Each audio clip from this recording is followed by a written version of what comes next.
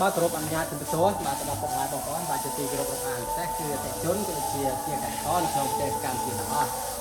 ថ្ងៃនេះដែរខ្ញុំបានឲ្យកូនសិស្សតម្លើងទៅលើទូស្អំបាទនេះថាជាទូស្អែកដែលចំជួសជុលទៅលើទូស្អំដើម្បីទុកដាក់កូនបងប្អូនណាបាទហើយតែត្រាប់ត្រង់កណ្ដាស់យើងវិញគោឲ្យកូនសិស្សរៀបចំដែរពីមុនយើងជាទ្រង់ធ្នើអញ្ចឹងគឺយើងជំរះទ្រង់ឈើនេះថាតែធ្វើលេខដៃបាទធ្វើលេខដៃបងប្អូនអាចធ្វើបានធ្វើសុខក៏បានធ្វើដៃក៏បាននេះជាទ្រង់នេះបដោយបងប្អូនណាបងប្អូនបដោយ2ម៉ែត្រកន្លះបងណាបាទបដោយ2ម៉ែត្រកន្លះតឹង9ទឹកបងប្អូនតឹង9ទឹកកម្ពស់9ទឹកហើយបងប្អូនប្រយ័ត្នប្រយែងណាបងប្អូនជំរឿននេះបងប្អូនជំរឿនយកកុំមកនេះបងប្អូនយក5ទឹកកន្លះណាយក5ទឹកកន្លះបងប្អូនណាយក5ទឹកកន្លះហើយខ្ញុំកែដូចខាងនេះយកបងប្អូនណាបាទកែដូចនេះណាបាទកែដូចនេះអញ្ចឹងចឹងខាងនេះបងប្អូនដូចគ្នាបាទបដោយបងប្អូនបដោយនេះ2ម៉ែត្រកន្លះណា2ម៉ែត្រកន្លះតឹង9ទឹកបងប្អូនណាបងប្អូនឆែត្រូវតឹង9ទឹកកម្ពស់9ទឹកដូចគ្នាបាទនេះជើងរៀងតែ3ទឹកកន្លះណាជើងរៀងទឹកកន្លះហើយសម្រាប់ជំរឿយកកុំមន់នេះបងប្អូននេះជំរឿនេះបងប្អូនយក5ទឹកកន្លះណាយក5ទឹកកន្លះមកហើយបងប្អូនគួរប្រុងប្រយ័ត្នត្រូវប្រើក្រាតំណាញ់កាឡាការ៉ូនេះបងណាកាឡាការ៉ូណាកុំមកទូចបងប្អូនអាចយកបាវត្រីទុនក្រាលឲ្យវាបាន3 4ថ្ងៃទៅចាំបងប្អូនយកកម្រាលចេញឲ្យវាដើរតែម្ដងបាទហើយទៅតាមពូ2ហើយតំណាញ់ដូចខ្ញុំប្រាប់បងតំណាញ់កាឡាការ៉ូមហ៊ុន2បាទមហ៊ុន2បងប្អូនណាតំណាញ់ដែកស្រាប់ជាប់បងបាទហើយបងប្អូនដាក់កងស្លាកគេក៏បានដាក់តាំងកសៃដាក់តាំងដៃយកក៏បានបងណាអញ្ចឹងខ្ញុំមកធ្វើបានពេញទៅហើយបាទទ្រង់នេះមួយបាទអញ្ចឹងទ្រង់នេះមួយទៀតបងប្អូនមួយនេះដូចគ្នាបងប្អូនណាប៉ុន្តែតម្រង់បែបបត់ខុសគ្នាបន្តិចបងប្អូនអញ្ចឹងទៅតាមមាត់បងប្អូនកាលនោះបងប្អូនដាក់បានកុំមាត់តូចបាន300ក្បាលបាទកុំមាត់ដល់យុគ14ថ្ងៃបាន200ក្បាលណាបាទអញ្ចឹងមានន័យថាតួលេខ200ក្បាលគឺនៅសមរម្យបាទបើនៅទឹកបាន300ក្បាលហើយរកទ្រង់នេះវិញបាទវាផ្ទៃទ្រង់តូចបន្តិចជាងនឹងណាប៉ុន្តែវាដាក់តាមនឹងគ្នាក៏មុនទឹកកើតដល់អាយុ14ថ្ងៃបងប្អូនដាក់បាន200ក្បាលដូចគ្នាណា200ក្បាលណាបាទហើយបងប្អូនទម្រង់បែបបត់ដូចគ្នាបាទកម្ពស់9ទឹកបាទកម្ពស់ចេះមក9ទឹកណាបាទហើយជើងរៀងពីដីមកកន្លែងនេះគឺ3ទឹកកន្លះជំរឿ5ទឹកកន្លះកាលណាបងប្អូនយកជំរឿនេះ3ទឹក4ទឹកវាទៀតពេកអញ្ចឹងកាលណាដាក់ពូកម្ដៅទៅវាជាអត់ត្រូវកូនមន់ណាមួយ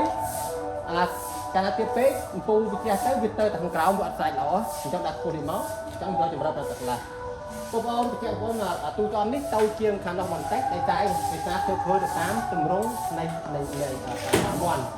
ខ្ញុំយកតែ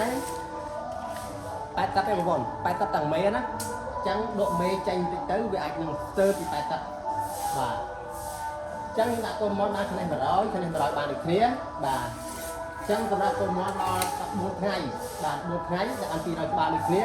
រៀងជាងខាងនោះបន្តិចប៉ុន្តែបងប្អូនចេញ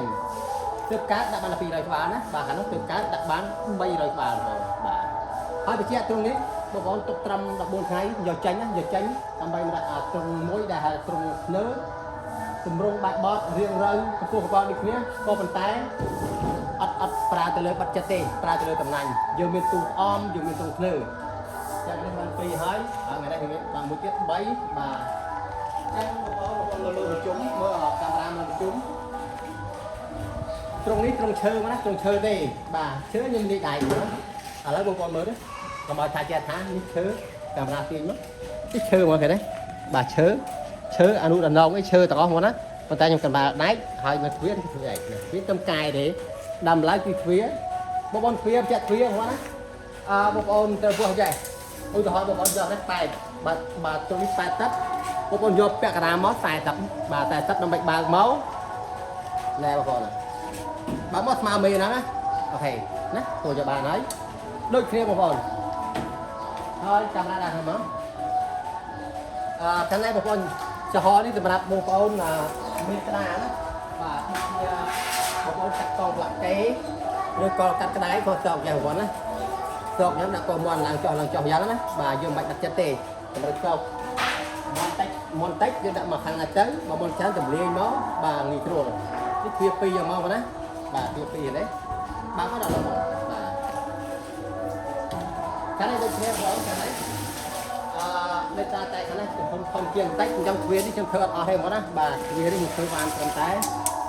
មើលរូបនេះរស់គ្នាម៉ាន84ដែរអូ84ណាទម្រង់គឺ84អញ្ចឹងបាត់ដូចគ្នាឃើញទេបាទហើយខាងកណ្ដាលនេះគេបងប្អូន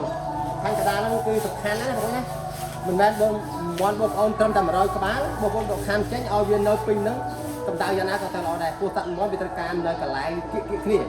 វានៅកន្លែងចិត្តគ្នាបាទឲ្យរៀងហៅថាវាចេះជួយគ្នាពីហៅថាវាចេះដកដង្ហើមពីរាងកាយគ្នាវាណាចង់សត្វនេះវាត្រូវការនៅគៀកគ្នាក៏មន់ណាតែទៅការណាបាទមិនឲ្យទៅលេងពេកទេបាទនេះជាណាត់ត្រង់បាទដែលបងប្អូនអាចធ្វើបានណាវីដេអូនេះគឺថាបងប្អូនបានធ្វើបានហើយជាទៀតបាទខាងនេះគឺខ្ញុំទៅចំធ្វើដូចគ្នាឈើខ្ញុំអាចនឹងកន្លែងណាស្ទើពីអង្គើខ្ញុំបាយទៅគោថែមខ្ញុំចាក់ចៅថែមហើយខ្ញុំទៅចំថែមដូចតែខាងហ្នឹងចឹងតិចទៀតត្រង់នេះបងប្អូនមើលឈើលេខឃើញហើយបងណាបាទចេញពីពណ៌ខៀវហើយនឹងពណ៌ដៃហើយបាទអញ្ចឹងអរគុណចាំបងណាវីដេអូនេះចែកម្លែកកន្លែងទេហើយខ្ញុំក៏អរគុណដល់ពុកម៉ែបងប្អូនដែលមានការគ្រប់គ្រងមក Channel YouTube ក៏ដូចជាគ្រប់គ្រងនៅ Page 514បាទខ្ញុំតែងតែរកបបផ្សោតល្អដើម្បីជាកណ្ដឹងជោគជ័យដល់កសិករអញ្ចឹងកុំភ្លេចសំខាន់គឺដែកកលាក្រផងណាបាទគឺល្អជាងគេបំផុតក្នុងការថែទាំកូនមន់បាទហើយប្រើបានយូរដែកច្រកជាប់បាទកលាមហ៊ុន2ហ៊ុន3ណាបងប្អូនណាបាទអរគុណច្រើនជម្រាបលាបងប្អូនណាបាទសូមអរគុណ